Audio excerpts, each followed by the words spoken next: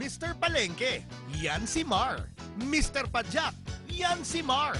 Ang Mar sa Corimar, yan si Mar. Uy! Pero seryoso tayo. Pare, sino ba si Mar?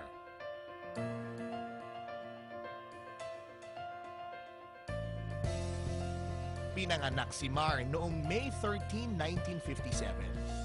Pangalawa sa tatlong anak ni Gerardo Rojas at Judy Araneta. Galing sa pamilya ng mga namumuno si Mar.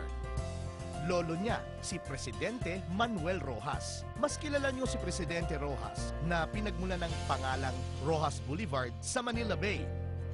At kung gusto niyong makita ang muka, tignan lang ang harap ng 100 piso. Lolo yan ni Mar, ang kanyang amang si Gerardo, na kilala niyo dahil sa Jerry Rojas Leadership Award na sikat sa mga paaralan. Ito ang nagbibigay parangal sa libu-libong estudyanteng may talino at galing sa pamumuno.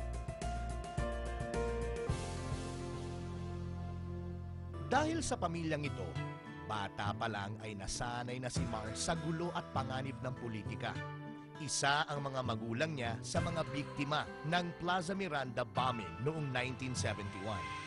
Kahit nasa panganib ang mga pamilya ng politiko noong martial law, dito sa Pilipinas nanatili si Mar. Kaya lumaki si Mar na simpleng batang kubaw. Kahit may kaya ang pamilya, hindi umasa sa magulang si Mar. Nag-aral, nagtrabaho sa bangko, at umunlad sa sariling sikap hanggang naging big-time na OFW. Assistant Vice President sa Amerika. Pero nang nagdeklara ng snap election si Marcos noong 1985, dali-dali siyang umuwi upang tumulong sa people power na nag-akyat kay Cory Aquino bilang presidente noong 1986. Siya rin ang tumulong kay Presidente Aquino na humarap sa mga investment bankers. Nakakuha sila ng mga investments para sa Pilipinas mula sa buong mundo.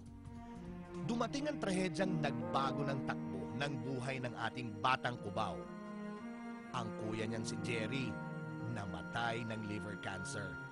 Bilang pangako sa kapatid, pamilya at sa bayan, lumaban siya bilang congressman ng Capiz.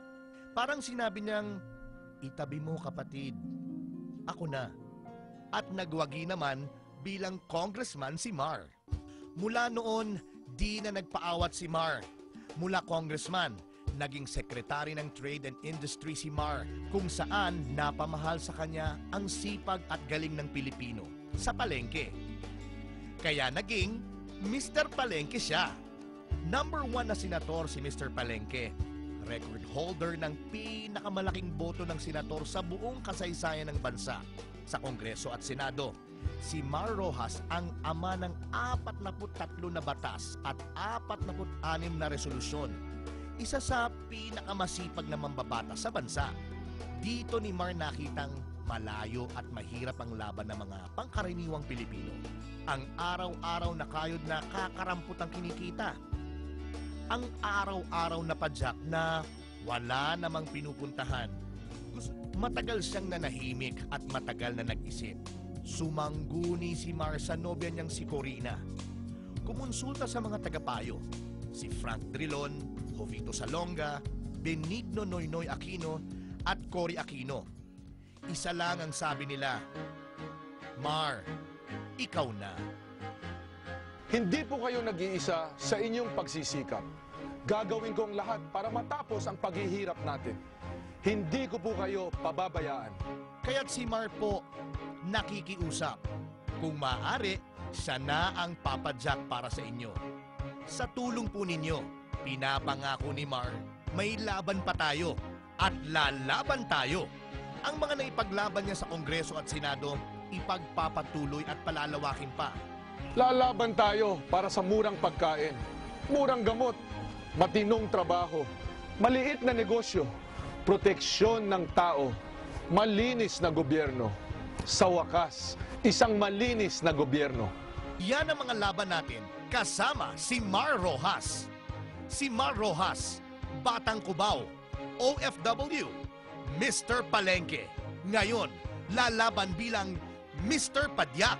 Kaya't sama-sama nating isigaw, hoy, hoy, hoy!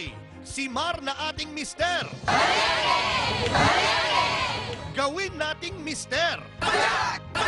Tapos, gawin nating mister. One more time. Si Mar na ating mister. Gawin nating mister. Tapos, gawin nating mister. Anak, itabi mo. Ako na. Sama-sama tayo. Hindi ko kayo pababayaan. Lalaban tayo.